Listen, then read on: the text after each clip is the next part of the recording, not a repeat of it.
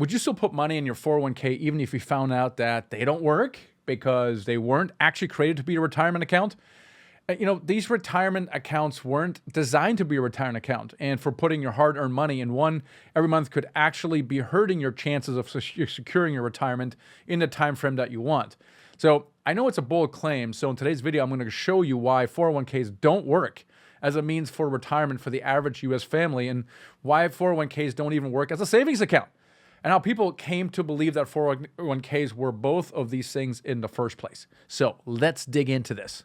Now, most high-income earners believe they're doing the right thing. They're maxing out their 401ks, they own a rental or two, and they assume that time plus consistency over time equals financial freedom.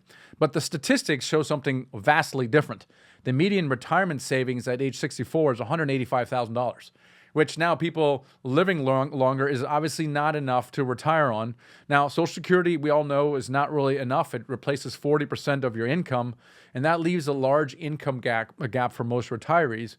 And the truth is, then, if the median is 185 in savings, half of working age families have literally 0%, $0 in retirement savings as well. So the whole thing about having this 401k retirement thing really is not working at all. Now, how did we get here? Right? So in the beginning, we had traditional pension plans. Companies were paying out pensions. There were well-defined benefit plans.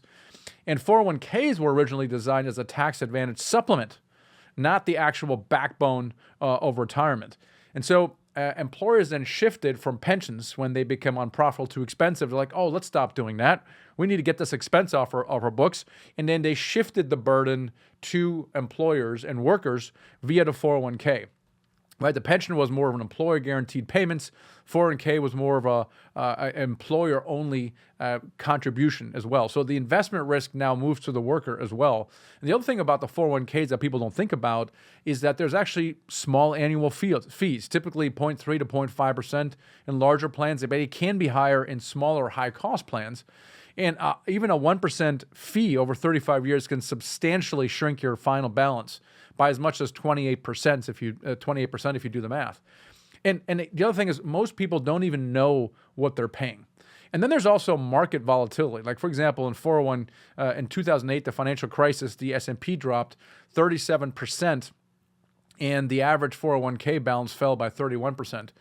And so this risk matters if you retire during a downturn, and it's very difficult to make financial projections.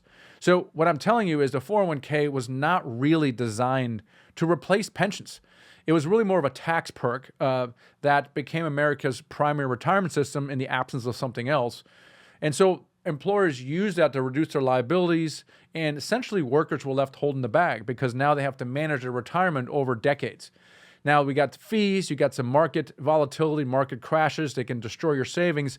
And at the end of the day, people really don't put enough into them to really retire. Like, sit down and actually use chat to do a retirement plan based on what you're saving, what you're putting in your 401k, what you can then safely withdraw when you retire, and you will see that you need millions of dollars to be able to maintain your quality of life. And so for some people, this works beautifully. They're very disciplined. They make a lot of money. They save a lot of money. But really, for the vast majority, above 90%, 95%, it doesn't really create true financial freedom at all.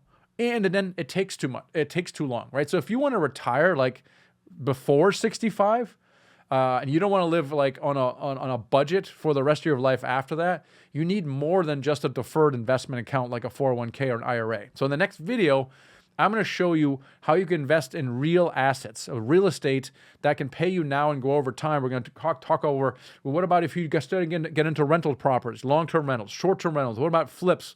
What about commercial real estate? What are the pros and cons of that? And how do these income-producing strategies get you to the goal faster? So watch that video next.